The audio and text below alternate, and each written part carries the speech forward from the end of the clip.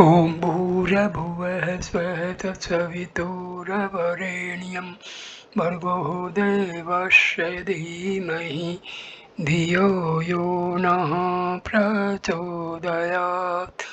ॐ शान्ति शान्ति शान्तिः. Namaste my dear friends, this is video number 15 on Gospel of Sri Ramakrishna Parmahamsa. This video starts with chapter number 14, Instruction to Vaishnavas and Brahmos, Sunday, September 23, 1883.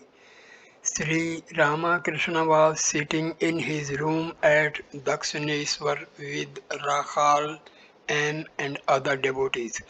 Hajra sat on the porch outside. The master was conversing with the devotees. Master to a devotee, Narendra doesn't like even you nowadays. To M, why didn't he come to see me at Adhar's house? Eulogy of Narendra. How versatile Narendra is. He is gifted in singing, in playing on instruments, and in studies. He is independent and doesn't care about anybody. The other day he was returning to Calcutta with Captain in his carriage. Captain begged Narendra to sit beside him, but he took a seat opposite. He did not even look at Captain. What can a man achieve through mere scholarship? What is needed is prayer and spiritual discipline. Gauri of Indies was both a scholar and a devotee. He was a worshipper of the Divine Mother. Now and then he would be overpowered with spiritual fervor. When he chanted a hymn to the Mother, the Pandits would seem like earthworm beside him. I too would be overcome with ecstasy. At first he was a bigoted worshipper of Shakti. He used to pick up tulsi leaves with a couple of sticks so as not to touch them with his fingers or laugh. Then he went home. When he came back, he did not behave that way anymore. He gave remarkable interpretations of Hindu mythology. He would say that the 10 heads of Ramana represented the 10 organs. Kumbhakarna was the symbol of tamas, Ramana of rajas, and Vibhishana of sattva. That was why Vibhishana obtained favor with Rama. After the master's midday meal, while he was resting, Ram, Tarak, and some other devotees arrived from Calcutta. Nitya Gopal, Tarak, and several others were staying with Ram, a householder disciple of the master. Nitya Gopal was always in an exalted spiritual mood. Tarak's mind too was always indrawn. He seldom exchanged words with others. Ram looked after their physical needs. Rakhal now and then spent a few days at Adhar's house. Ram to the master, we have been taking lessons on the drum. Master to Ram, Nitya Gopal too. Ram, no sir, he plays a little. Master and Tarak. Ram, he knows a good deal, master. Then he won't keep his eyes on the ground so much. If the mind is much directed to something else, he does not dwell deeply on God. Ram, I have been studying the drum only to accompany the kirtan. Master to M. I hear that you two are taking singing lessons, is that so? M. No sir, I just open my mouth now and then. Master, have you practiced that song? O mother, make me mad with thy love. If you have, please sing it. The song expresses my ideal perfectly. The conversation turned to Hazra's hatred for certain people, which Sri Ramakrishna did not like. Master to the devotees. I used frequently to visit a certain house at Kamarpukur. The boys of the family were of my age.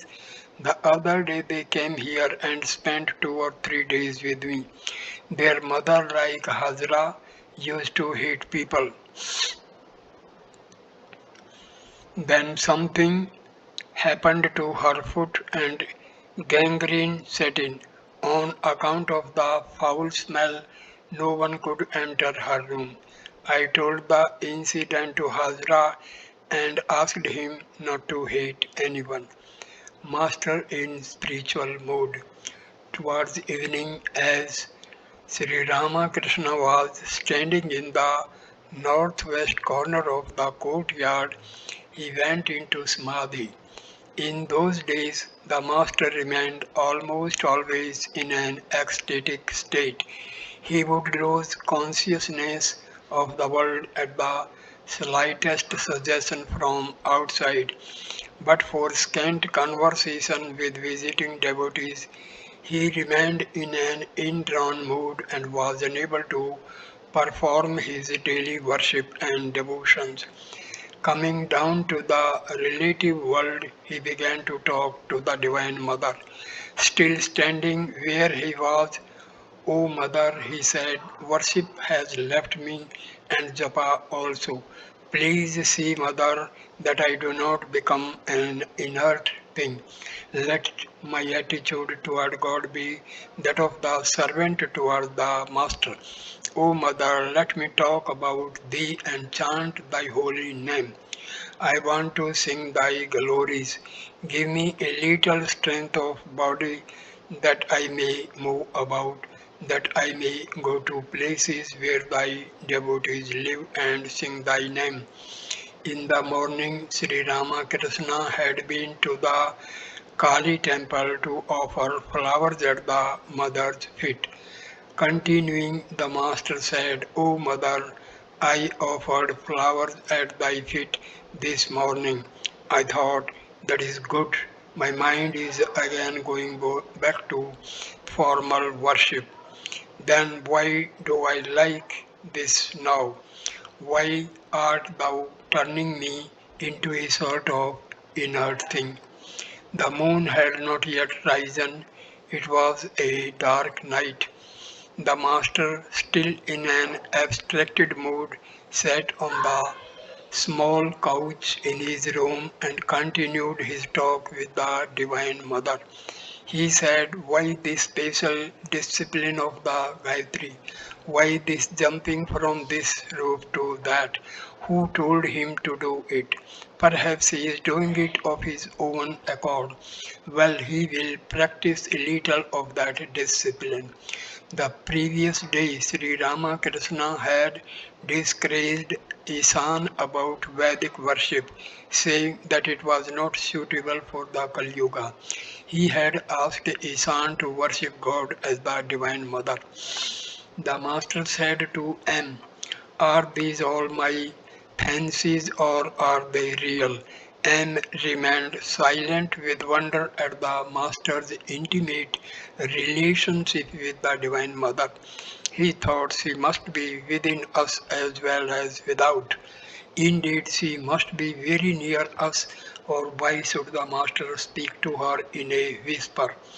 Wednesday, September 26, 1883.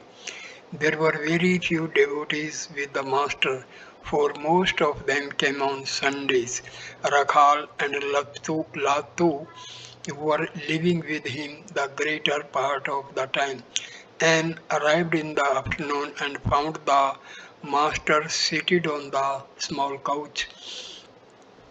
The conversation turned to Narendra, Master to M.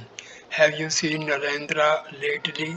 With a smile he said of me, he still goes to the Kali temple, but he will not when he truly understands.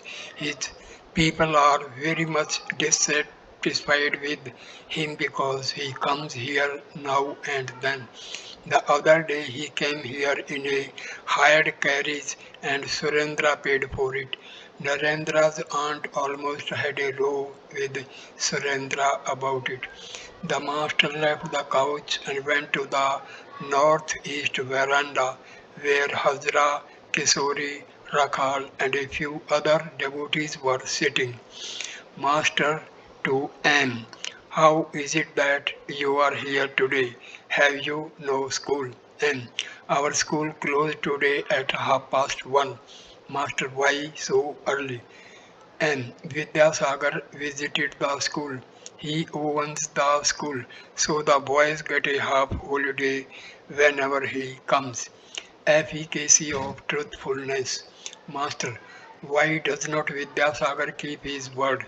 If one who holds to truth and looks on woman as his mother does not realize God, then Tulsi is a liar. If a man holds to truth, he will certainly realize God. The other day, Vidyasagar said he would come here and visit me, but he has not kept his word. Difference between scholar and holy man. There is a big difference between a scholar and a holy man. The mind of a mere scholar is fixed on woman and gold, but the sadhu's mind is on the lotus feet of Hari. A scholar says one thing and does another, but it is quite a different matter with a sadhu. The words and actions of a man who has given his mind to the lotus feet of God are altogether different. In Banaras, I saw a young sannyasi who belonged to the sect of Nanak. He was the same age as you. He used to refer to me as the loving monk. His sect has a monastery in Banaras. I was invited there one day. I found that the Mahant was like a housewife. I asked him, what is the way for the Kali Yuga? He said, the path of devotion as enjoined by Narada. He was reading a book. When the reading was over, he recited, Vishnu is in water, Vishnu is on land, Vishnu is on the mountain top. The whole world is pervaded by Vishnu. At the end he said, peace, peace, abiding peace. Path of love suited to modern times. One day he was reading the Gita. He was so strict about his monastic rules that he would not read a holy book looking at a worldly man. So he turned his face towards me and his back on Mathur, who was also present. It was this holy man who told me of Narada's path of devotion as suited to the people of the Kali Yuga. And are not sadhus of his class followers of the Vedanta? Master, yes, they are, but they also accept the path of devotion. The fact is that in the Kali Yuga, one cannot wholly follow the path laid down in the Vedas. Once a man said to me that he would perform the Purascharna of the Gayatri. I said, why don't you do that according to the Tantra? In the Kali Yuga, the discipline of Tantra is very efficacious. It is extremely difficult to perform the rites enjoined in the Vedas. Further, at the present time, people lead the life of slaves. It is said that those who serve others for 12 years or so become slaves.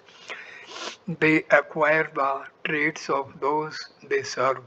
While serving their masters, they acquire the rajas, the tamas, the spirit of violence, the love of luxury, and other traits of their masters. Not only do they serve their masters, but they also enjoy a pension after their term of service is over. Description of various monks. Once a Vedantic monk came here. He used to dance at the sight of a cloud. He would go into an ecstasy of joy over a rainstorm. He would get very angry if anyone went near him when he meditated. One day I came to him while he was meditating, and that made him very cross. He discriminated constantly. Brahmin, Brahma alone is real and the world is illusory.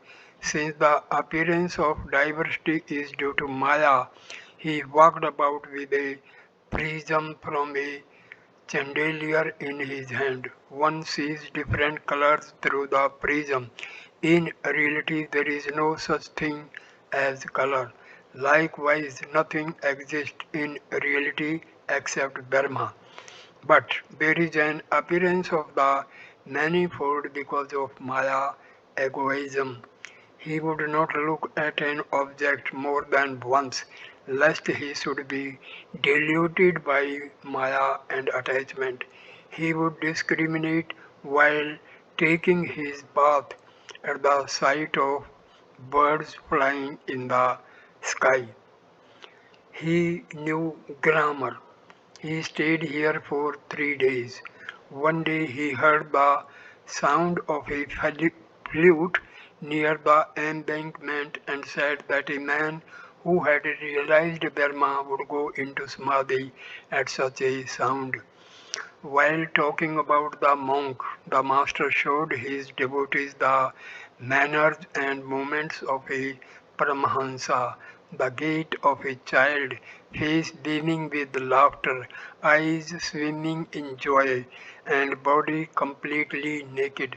Then he again took his seat on the small couch and poured out his soul enthralling words. Master to M. I learnt Vedanta from Nangata. Brahma alone is real. The world is illusory. The magician performs his magic. He produces a mango tree which even bears mangoes. But this is all sleight of hand. The magician alone is real. And it seems that the whole of life is a long sleep. This much I understand, that we are not seeing things rightly. We perceive the world with a mind by which we cannot comprehend even the nature of the sky. So, how can our perceptions be correct? Master, there is another way of looking at it. We do not see the sky rightly. It looks as if the sky were touching the ground at the horizon. How can a man see correctly? His mind is delirious, like the mind of a typhoid patient. The master sang in his sweet voice, what a delirious fever is this that I suffer from. O mother, thy grace is my only cure. Continuing, the master said, truly it is a state of delirium. Just see how worldly men quarrel among themselves. No one knows what they quarrel about. Oh, how they quarrel. May such and such a thing befall you. How much shouting, how much abuse. And I said to Kishori, the box is empty, there is nothing inside, but two men pull at it from either side, thinking the box contains money. Well, the body alone is the cause of all this mischief, is not it? The Gyanis see all this and say to themselves, what a relief one feels when this pillowcase of the body drops off. The master and N went towards the Kali temple. Master, why should you say such things? This world may be a framework of illusion, but it is also said that it is a mansion of mirth. Let the body remain. One can also turn this world into a mansion of mirth. And but where is unbroken bliss in this world? Master, yes, Where is it? Sri Ramakrishna stood in front of the shrine of Kali and prostrated himself before the Divine Mother and followed him. Then the Master sat on the lower floor in front of the shrine room, facing the blissful image and leaned against a pillar of the Nata Mandir. He wore a red bordered cloth, part of which was on his shoulder and back and sat by his side. And since there is no unbroken happiness in the world, why should one assume a body at all? I know that the body is meant only to reap the results of past action, but who knows what sort of action it is performing now? The unfortunate part is that we are being crushed. Master, if a pea falls into filth, it grows into a pea plant nonetheless. And but still there are the 8 bonds. Divine grace removes bondage. Master, they are not 8 bonds but 8 fetters. But what if they are? These fetters fall off in a moment by the grace of God. Do you know what is it? It is like, suppose a room has been kept dark 1,000 years. The moment a man brings a light into it, the darkness vanishes, not little by little. Have not you seen the magician's feet? He takes a string with many knots and ties one end to something, keeping the other in his hand. Then he shakes the string once or twice, and immediately all the knots come undone. But another man cannot untie the knots, however he may try. All the knots of all the knots of ignorance come undone in the twinkling of an eye through the Guru's grace. Well, can you tell me why Keshav Sen has changed so much lately? He used to come here very often. He learned here how to bow low before a holy man. One day I told him that one should not salute a holy man as he had been doing. Hari says rightly, all the checks must be approved here. Only then will they be cashed in the bank. Laughter. And listened to these words breathlessly. He began to realize that Satchitananda in the form of the Guru passes the check. Master, do not reason. Who can ever know God?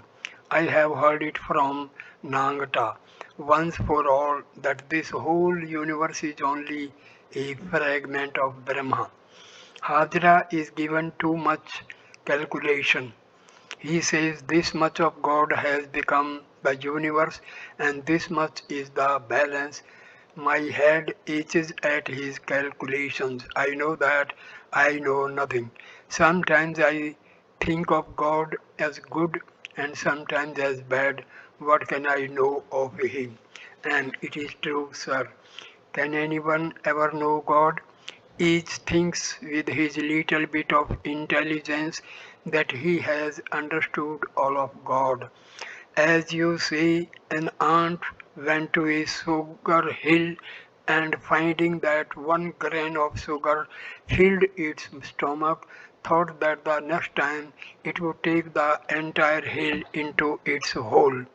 Surrender to the Divine Mother. Master, who can ever know God? I don't even try. I only call on Him as Mother. Let Mother do whatever she likes. I shall know her if it is her will, but I shall be happy to remain ignorant if she wills otherwise.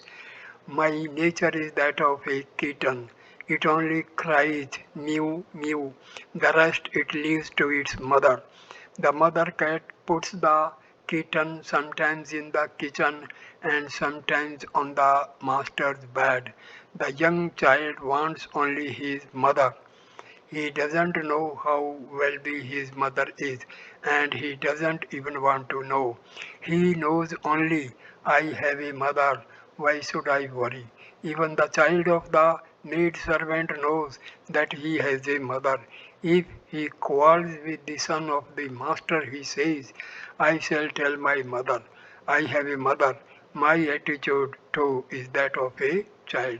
Suddenly, Sri Ramakrishna caught M's attention and said, touching his own chest, well, there must be something here. Is not that so? And looked wonderingly at the master. He said to himself, does the mother herself dwell in the master's heart? Is it the Divine Mother who has assumed this human body for the welfare of humanity? Sri Ramakrishna was praying to the Divine Mother. O Mother, O embodiment of Om. Mother, how many things people say about thee, but I don't understand any of them. I don't know anything. Mother, I have taken refuge at thy feet. I have sought protection in thee. O Mother, I pray only that I may have pure love for thy lotus feet, love that seeks no return. And Mother, do not delude me with thy world bewitching Maya. I seek thy protection. I have taken refuge in thee. The evening worship in the temples was over. Sri Ramakrishna was again seated in his room with Anne. M had been visiting the master for the past 2 years and had received his grace and blessings. He had been told that God was both with form and without form, that he assumed forms for the sake of his devotees. To the worshipper of the formless God, the Master said, hold to your conviction, but remember that all is possible with God. He has form and again he is formless. He can be many things more. Master to M. You have accepted an ideal that of God without form, is not that so? And yes, sir, but I also believe what you say that all is possible with God. It is quite possible for God to have formed Master Good. Remember further that as consciousness, He pervades the entire universe of the living and non living. And I think of Him as the consciousness in conscious beings. Master, stick to that ideal now. There is no need of tearing down and changing one's attitude. You will gradually come to realize that the consciousness in conscious beings is the consciousness of God. He alone is consciousness. Let me ask you one thing. Do you feel attracted to money and treasures? No, sir, but I think of earning money in order to be free from anxiety, to be able to think of God without worry. Master, oh, that's perfectly natural. And is it greed? I don't think so. Master, you are right. Otherwise, who will look after your children? What will become of them if you feel that you are not the doer? And I have heard that one cannot attain knowledge as long as one has the consciousness of duty. Duty is like the scorching sun. Master, keep your present attitude. It will be different when the consciousness of duty drops away of itself. They remained silent a few minutes. And to enter the world after attaining partial knowledge. Why? It is like dying in full consciousness as in cholera. Master, oh Ram, Ram.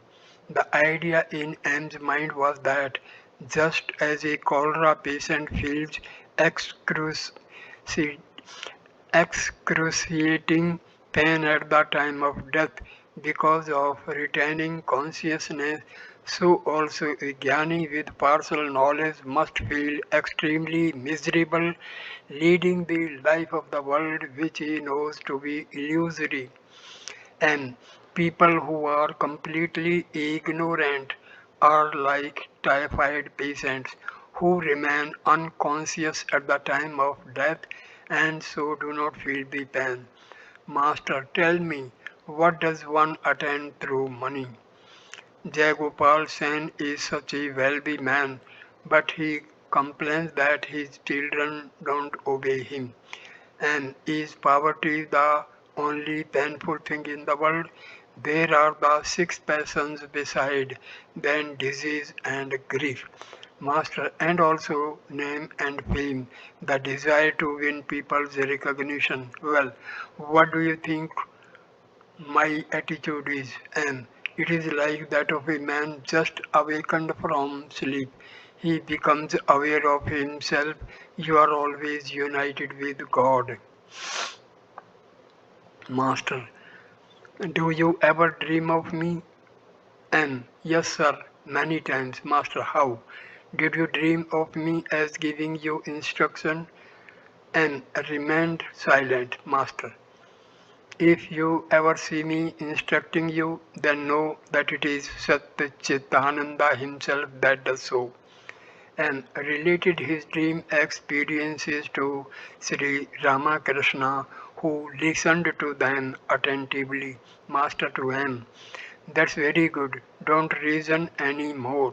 You are a follower of Shakti. Wednesday, October 10, 1883. Visit to Adhar's house. Adhar had invited the master to come to his house on the occasion of the Durga Puja festival. It was the third day of the worship of the Divine Mother.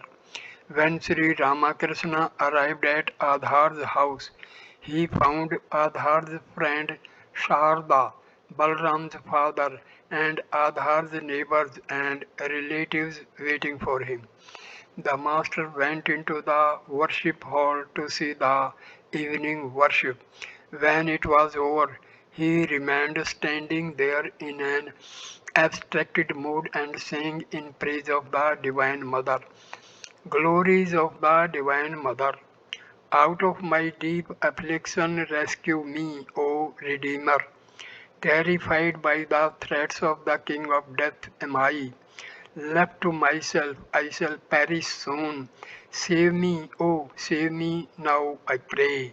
Mother of all the worlds, thou the sport of mankind, thou the bewitcher of all, the mother of all that has life. Vrindavan's charming Radha art thou, dearest playmate of Birja's beloved, blissful comrade of Krishna, wellsprings of Krishna's Leela, child of Himalaya, best of the gopis, beloved of Govinda, sacred Ganga, giver of moksha, Shakti, the universe sings thy praise. Thou art the spouse of Shiva, the ever blessed, the all. Sometimes thou takest form and sometimes art absolute. Eternal beloved of Mahadeva, who can fathom thine infinite glories? The master went to the Adhar's drawing room on the second floor and took a seat surrounded by the guests. Still in a mood of divine fervor, he said, Gentlemen, I have eaten. Now go and enjoy the feast. Was the master hinting that the Divine Mother had partaken of Adhar's offering? Did he identify himself with the Divine Mother and therefore say, I have eaten? Then, addressing the Divine Mother, he continued, Shall I eat, O Mother, or will you eat? O Mother, the very embodiment of the wine of divine bliss. Did the Master look on himself as one with the Divine Mother? Had the Mother incarnated herself as the Son to instruct mankind in the ways of God? Was this why the Master said, I have eaten? In that state of divine ecstasy, Sri Ramakrishna saw the six centers in his body and the Divine Mother dwelling in them. He sang a song to that effect. Again he sang, "My mind is overwhelmed with wonder, pondering the Mother's mystery. Her very name removes the fear of Kala, death himself. Beneath her feet lies Mahakala. Why should her hue be Kala black? Many the forms of black, but she appears astoundingly black. When contemplated in the heart, she lights the lotus that blossoms there. Her form is black and she is named Kali, the Black One. Blacker than black is she. Beholding her, man is a bewitched for evermore. No other form can he enjoy. In wonderment asks Ramprasad, where dwells this woman so amazing? At her mere name his mind becomes at once absorbed in her, though he has never yet beheld her. The fear of the devotees flies away if they but seek shelter at the feet of the Divine Mother. Was that why the Master sang the following song? I have surrendered my soul at the fearless feet of the Mother. Am I afraid of death any more? Unto the turf of hair on my head is tied the almighty mantra, Mother Kali's name. My body I have sold in the marketplace of the world, and with it have brought Sri Durga's name. Deep within my heart I have planted the name of Kali, the wish fulfilling tree of heaven. When Yama, king of death, appears to him, I shall open my heart and show it growing there. I have cast out from me my six unflagging foes. Ready I am to sail life's sea, crying to Durga victory. Sarda was stricken with grief on account of his son's death. So Adhar had taken him to Dakshineswar to visit the master. Sarda was a devotee of Sri Chaitanya. Sri Ramakrishna looked at him and was inspired with the ideal of Gauranga. He sang, why has my body turned so golden? Is it not time for this to be? Many the ages that must pass before as Gauranga I appear. Here in the age of Dvapara, my sport is not yet at an end. How strange this transformation is. The peacock glistens all of gold, arid golden to the cuckoo gleams. Everything around me here has turned to gold, not else appear but gold, whichever way I look. What can it mean, this miracle, that everything I see is gold? Ah, I can guess its meaning now. Radha has come to Mathura, and that is why my skin is gold, for she is like the Brahmra and so has given me her hue. Dark blue my body was but now, yet in the twinkling of an eye, it turned to gold. Have I become Radha by contemplating her? I cannot imagine where I am in Mathura or Navadipa, but how could this have come to pass? Not yet is Balrama born as Nitai, nor has Narada become Srivas, nor Yasoda as mother Sachi yet returned. Then why should I among them all alone assume a golden face? Not yet is Father Nanda born as Jagannath. Then why should I be thus transmuted into gold? Perhaps because in Mathura sweet Radha has appeared, my skin has borrowed Gauranga's golden hue. Sri Ramakrishna sang again, still overpowered with the ideal of Gauranga. Surely Gauranga is lost in a state of blissful ecstasy. In an exuberance of joy, he laughs and weeps and dances and sings. He takes a wood for Vrindavan, the Ganges for the blue Jamna. Loudly he sobs and weeps, yet though he is all gold without, he is all black within, black with the blackness of Krishna. The master continued to sing, assuming the attitude of a woman devotee infatuated with love for Gauranga. Why do my neighbors raise such a scandal? Why do they cast aspersions upon me simply because of Gauranga? How can they understand my feelings? How can I ever explain? Can I ever explain at all? Alas, to whom shall I explain it?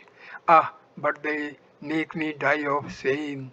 Once on a time, at the house of Srivas, Gora was loudly singing the Kirtan when, on the ground of the courtyard falling, he rolled in an ecstasy. I, who was standing near him, seeing him where he lay entranced, was suddenly lost to outward sense until the wife of Srivas revived me. Another day in the Bhakta's procession, Gora was sweetly singing the Kirtan, clasping the outcast to him. He softened the unbelievers' hearts, though Nadia's marketplace through Nadia's marketplace, he chanted Lord Hari's holy name. I followed the throng and from close by caught a glimpse of his golden feet. Once by the Ganges bank he stood, his body bright as the sun and moon, charming all with his beauty. I too had come to fetch some water, and as I looked from one side, my water jar slipped and fell to the ground. My sister-in-law, the gossip, saw me, and now she is spreading it everywhere.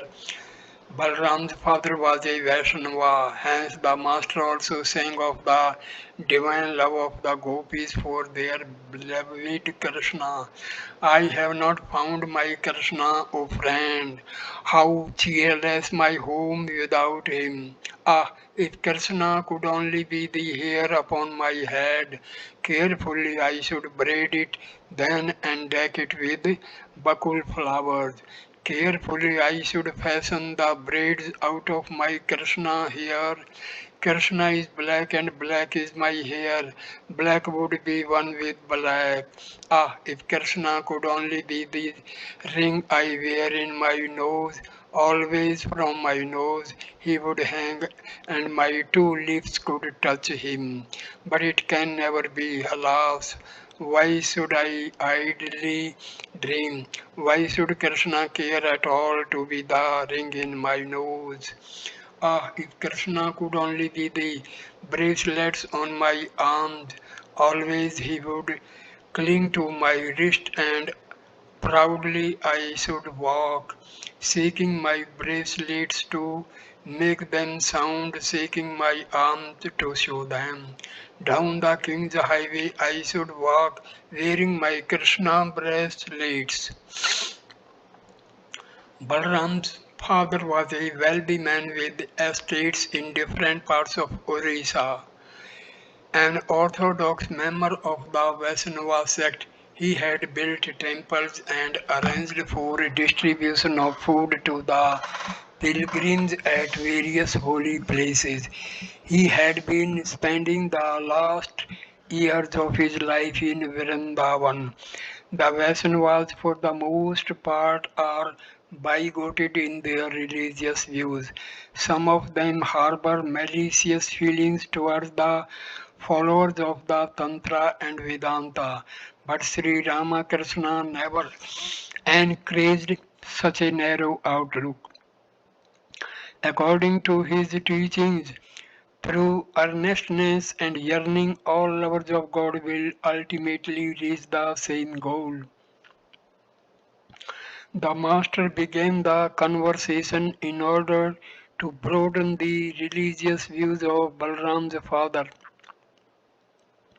Master's Harmony of Religions, Master to M. Once I thought, why should I be one sided? Therefore, I was initiated into Vaishnavism in Vrindavan and took the garb of a Vaishnava monk. I spent 3 days practicing the Vaishnava discipline. Again at Dakshineshwar, I was initiated into the mystery of Rama worship. I painted my forehead with a long mark and put on a string with a diamond round my neck. But after a few days I gave them up. A certain man had a tub.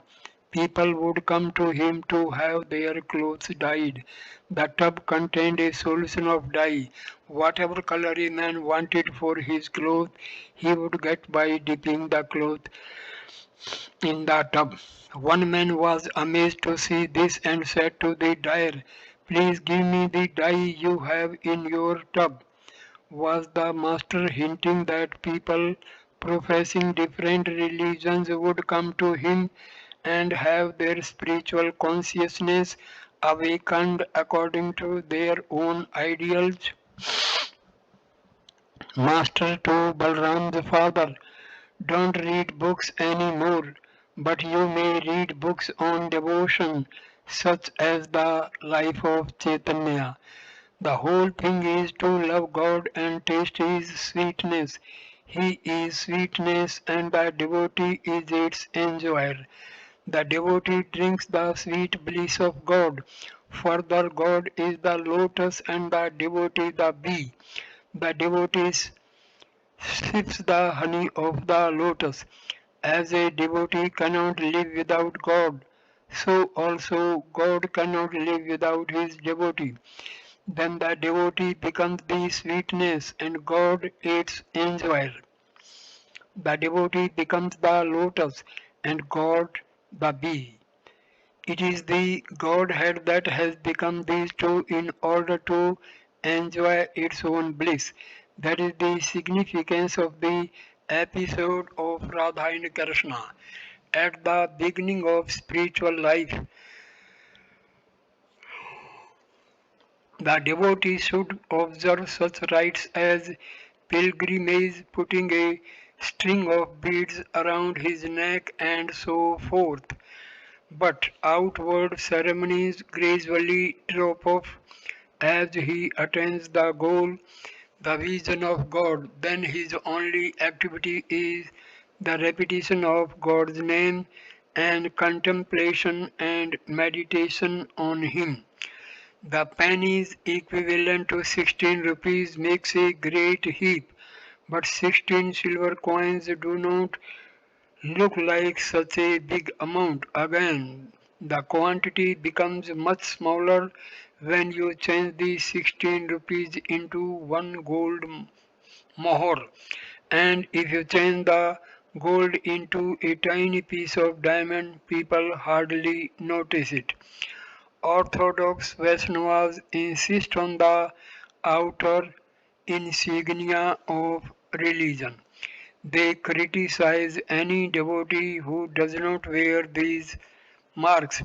Was that why the Master said that after the vision of God, a devotee becomes indifferent to outer marks, giving up formal worship when the goal of spiritual life is attained? Master to Balram's father, the Karta Bhajas group, the devotees into four classes: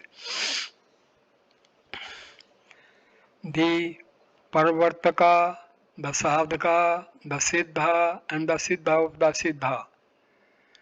The Parvartaka, the beginner, puts the mark of his religion on his forehead, wears a string of beads around his neck, and observes other outer conventions. The sadhaka, the struggling devotee, does not care so much for elaborate rites. An example of this class is the Baul. The Siddha, the perfect, firmly believes that God exists. The Siddha of the Siddha, the supremely perfect, like Chaitanya, not only has realized God but also has become intimate with Him and talks with Him all the time. This is the last limit of realization. Different classes of spiritual aspirants. There are many kinds of spiritual aspirants. Those endowed with sattva perform their spiritual practices secretly. They look like ordinary people, but they meditate in inside the mosquito net. Aspirants endowed with rajas exhibit outward pomp, a string of beads around the neck, a mark on the forehead, an ochre robe, a silk cloth, a rosary with a gold bead, and so on. They are like stall keepers advertising their wares with signboards. All religions and all paths call upon their followers to pray to one and the same God. Therefore, one should not show disrespect to any religion or religious opinion. It is God alone who is called Satyachit Ananda Brahma in the Vedas, Satyachit Ananda Krishna in the Puranas, and Satyachit Ananda Shiva in the Tantras. It is one and the same Satyachit Ananda. There are different sects of Vaishnavas. That which is called Brahma in the Vedas is called Alekh Niranjan by one Vaishnava sect. Alekh means that which cannot be pointed out or perceived by the sense organs. According to this sect, Radha and Krishna are only two bubbles of the Alekh. According to the Vedanta, there is no incarnation of God. The Vedantists say that Rama and Krishna are but two waves in the ocean of Satchitananda. In reality, there are not two, there is only one. A man may call on God by any name. If he is sincere in his prayer, he will certainly reach him. He will succeed if he has longing. As Sri Ramakrishna spoke these words to the devotees, he was overwhelmed with divine fervor. Coming down to partial consciousness of the world, he said to Balram's father, "Are you the father of Balram?" All sat in silence. Balram's aged father was silently telling his beads. Futility of worship without yearning. Master to M and the others.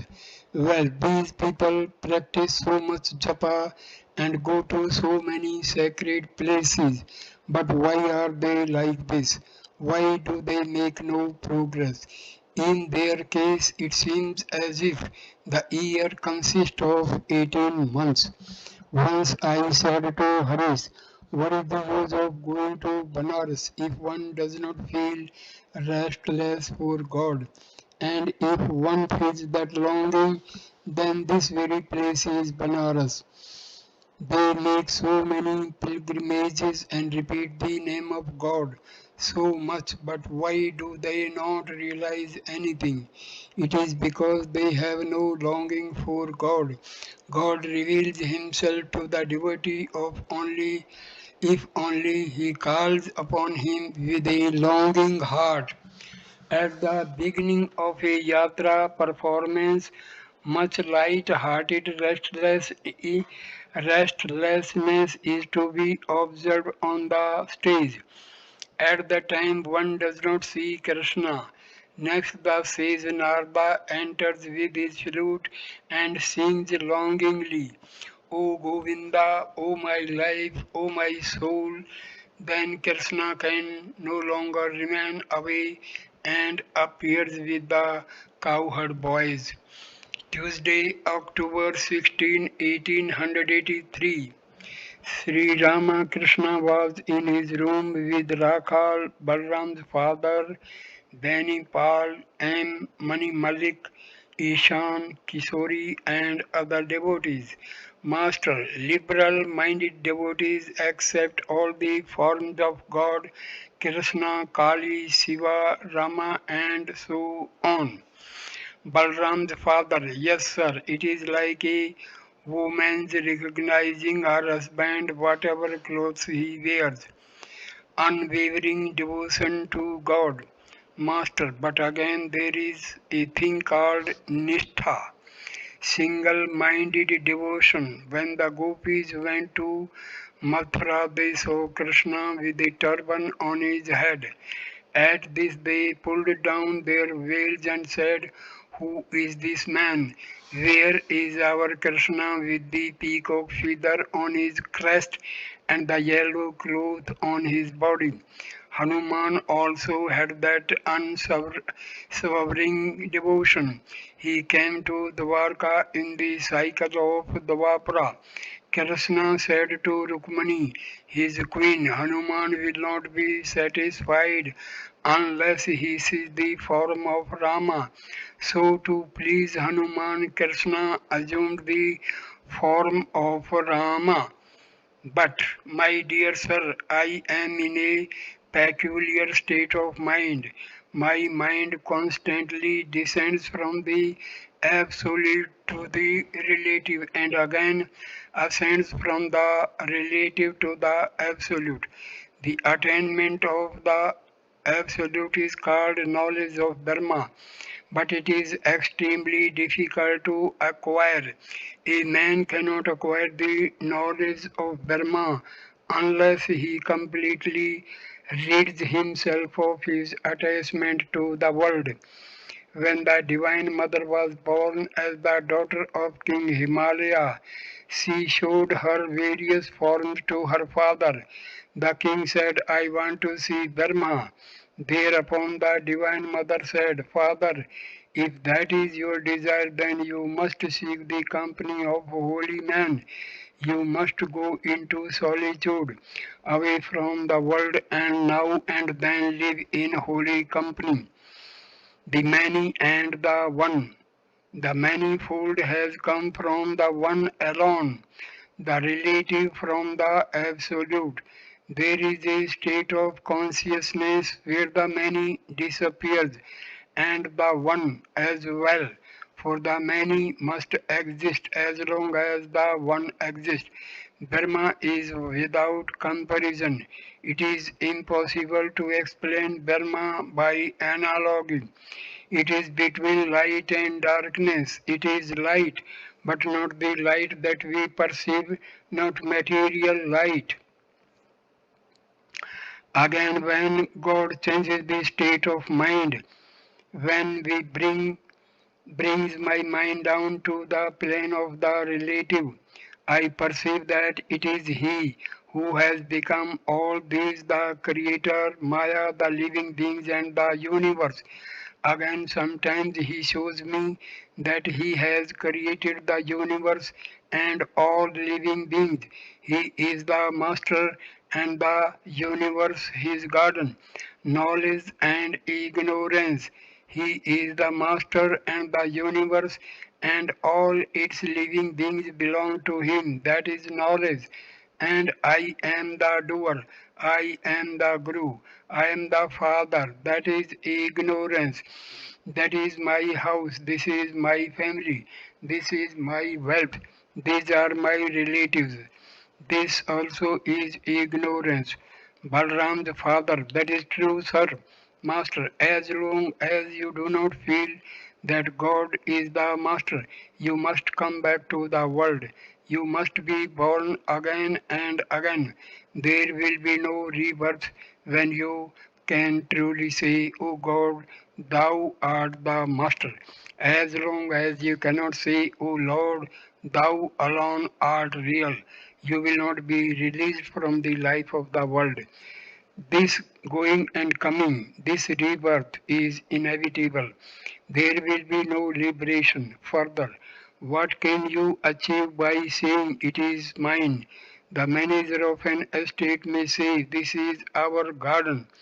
These are our couches and furniture. But when he is dismissed by the master, he has not the right to take away even a chest of worthless mango wood given to him for his use. The feeling of I and mine has covered the reality. Because of this, we do not see truth. Attainment of Chaitanya, divine consciousness, is not possible without the knowledge of Advaita, non-duality.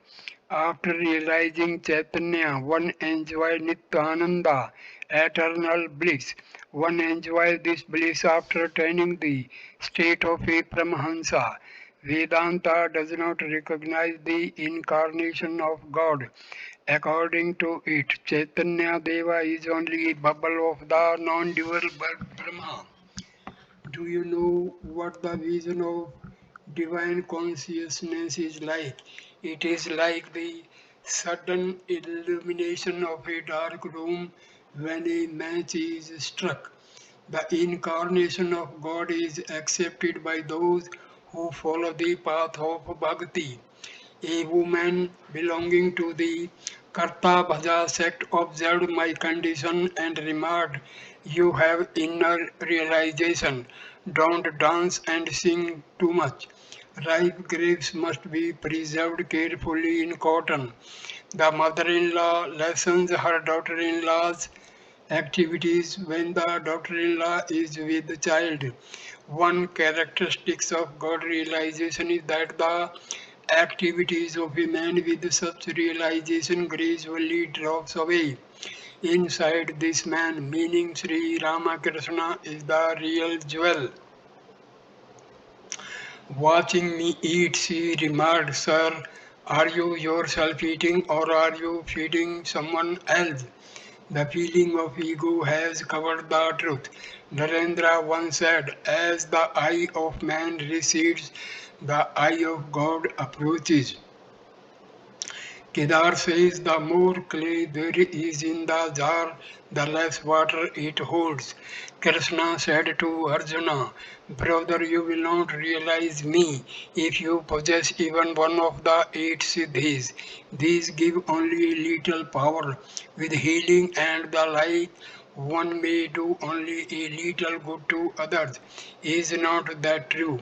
Therefore I prayed to the Divine Mother for pure love only, a love that does not seek any return. I never asked for occult powers. While talking thus, Sri Ramakrishna went into Samadhi. He sat there motionless, completely forgetful of the outer world. Then coming down to the sense world, he sang, ah, friend, I have not found him yet, whose love has driven me mad. At the master's request, Ramlal sang a song describing how Chaitanya embraced the monastic life. Oh, what a vision I have beheld in case of Bharti's hut. Gora in all his matchless grace, shedding tears in a thousand streams, like a mad elephant, he dances in ecstasy and sings, drunk with an overwhelming love. Rolling flat upon the ground and swimming in his tears, he weeps and shouts Lord Hari's name, piercing the very heavens with his cries, loud as a lion's roar. Then most humbly he begs man's love to feel himself the servant of God. Shorn of his locks, he has put on the yogi's ochre robe. Even the hardest heart must melt to see his pure and heavenly love smitten by man's deep woe. He has abandoned everything and pours out love unstinted. stintingly. Oh, would that Premdas were his slave, and passing from door to door, might sing Gauranga's endless praise. The master asked Mani Malik to quote the words of Tulsidas to the effect that one who had developed love of God could not observe caste distinctions. Mani. The throat of the Chatak bird is pierced with thirst. All around are the waters of the Ganges, the Jamuna, the Sarju, and of innumerable other rivers and lakes. But the bird will not touch any of these. It only looks up expectantly for the rain that falls when the star Swati is in the ascendant. Master, that means that love for the lotus feet of God is alone real and all else illusory. Money. Tulsi also said at the touch of the philosopher's stone, the eight metals become gold. Likewise, all caste, even the butcher and the untouchable, become pure by repeating Hari's name. Without Hari's name, the people of the four castes are but butchers. Master, the hide that the scripture forbid one to touch can be taken inside the temple after it has been tanned. Chanting God's holy name. Man becomes pure by repeating the name of God. Therefore, one should practice the chanting of God's name.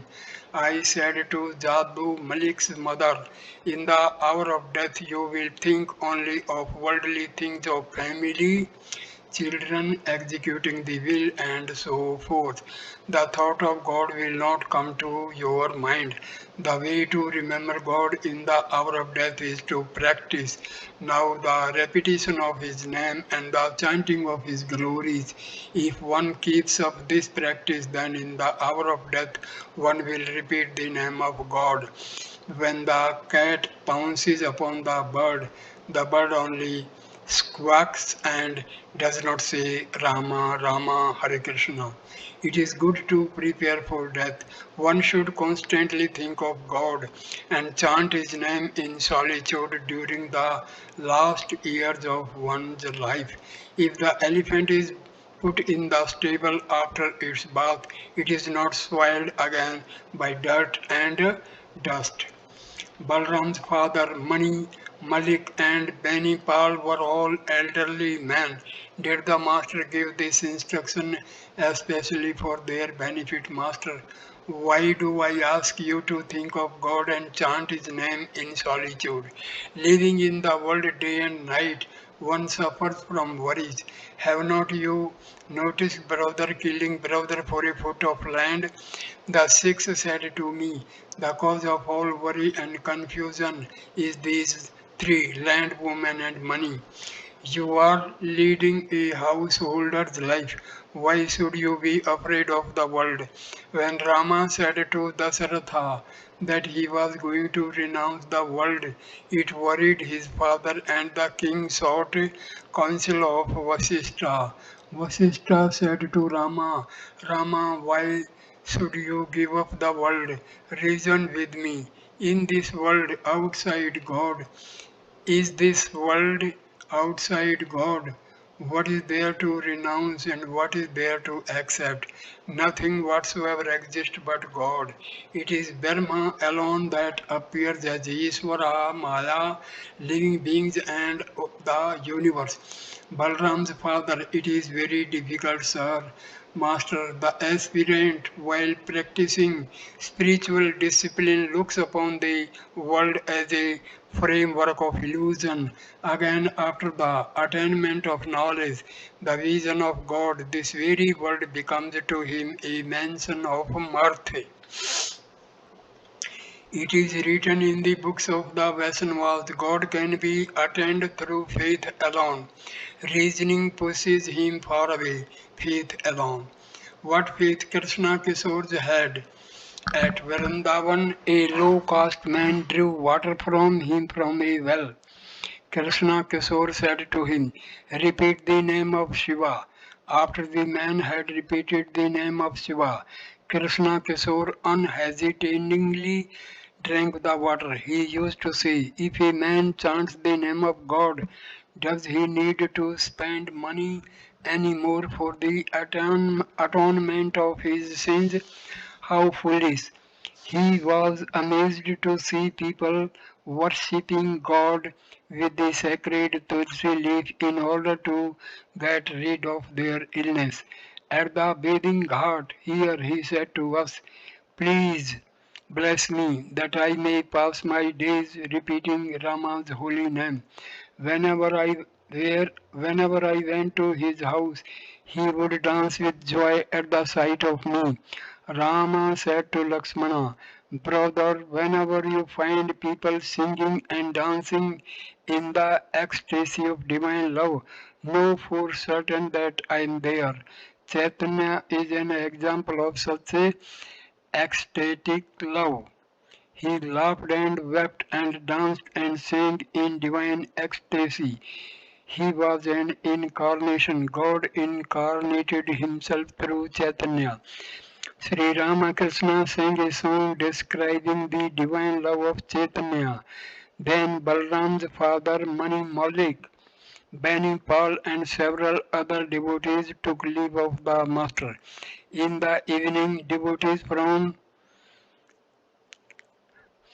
Kansari Tola, Calcutta arrived. The master danced and sang with them in a state of divine fervor.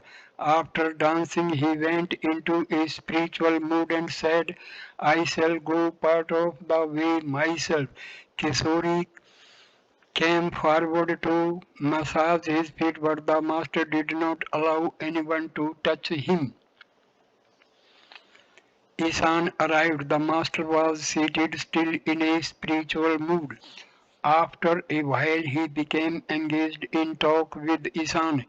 It was Ishan's desire to practice the Purascharna of the Gayatri. Master to Ishan, follow your own intuition. I hope there is no more doubt in your mind. Is there any? The path of the Veda is not meant for the Kali Yuga. The path of Tantra is efficacious. Ishan, I have almost resolved to perform an atonement ceremony. Master, do you mean to say that one cannot follow the path of Tantra? That which is Brahma is also Shakti, Kali. Knowing the secret that Kali is one with the highest Brahma, I have discarded once for all both righteousness and sin. Ishan, it is mentioned in Hyman in the Chandi that Brahma alone is the primal energy. Brahma is identical with Shakti. Master, it will not do simply to express the idea in words. Only when you assimilate it will all be well with you. When the heart becomes pure through the practice of spiritual discipline, when one rightly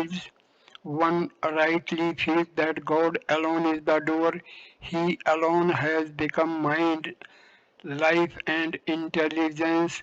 We are only His instruments. Thou it is that holdest the elephant in the mire, thou that helpest the lame man scale the loftiest hill. When your heart becomes pure, then you will realize that it is God who makes us perform such rites as the Purascharna. Thou workest thine own work, man only call it theirs. All doubts disappear after the realization of God. Then the devotee meets the favorable wind. He becomes free from worry. He is like the boatman who, when the favorable wind blows, unfurls the sail, holds the rudder lightly, and enjoys a smoke. Ishan took his leave and Sri Ramakrishna talked with M. No one else was present. He asked M what he thought of Narendra, Rakhal, Adhar and Hazra and whether they were childless and asked the master, "What do you think of me?"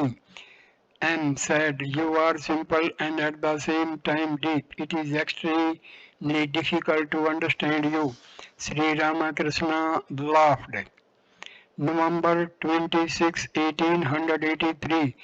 It was the day of the annual festival of the Sinduripati Brahmahamsa. The ceremony was to be performed in Manilal Malik's house. The worship hall was beautifully decorated with flowers, wreaths, and evergreens, and many devotees were assembled, eagerly awaiting the worship. Their enthusiasm had been greatly heightened by the news that Sri Ramakrishna was going to grace the occasion with his presence. Keshav, Vijay, Shivnath and other leaders of the Brahmo Samaj held him in high respect. His God-intoxicated state of mind, his intense love of spiritual life, his burning faith, his intimate communion with God, and his respect for women, whom he regarded as veritable manifestations of the Divine Mother, together with the unsullied purity of his character, his complete renunciation of worldly talk, his love and respect for all religious faiths, and his eagerness to meet devotees of all creeds, attracted the members of the Brahmo Samaj to him. Devotees came that day from far off places to join the festival, for it would give them a chance to give a glimpse of the Master and listen to his inspiring talk. Sri Ramakrishna arrived at the house before the worship began and became engaged in conversation with Vijay Krishna Goswami and the other devotees. The lamps were lighted and the divine service was about to begin. The master asked if Shivnath would come to the festival. A Brahmo devotee said that he had other important things to do and was not coming. At this point, I conclude this video. Next video number 16 will start with truthfulness leads to God. Thank you for watching this video. Please like, comment and share the video and subscribe the channel. Namaskar my dear friends. Thank you. Namaste.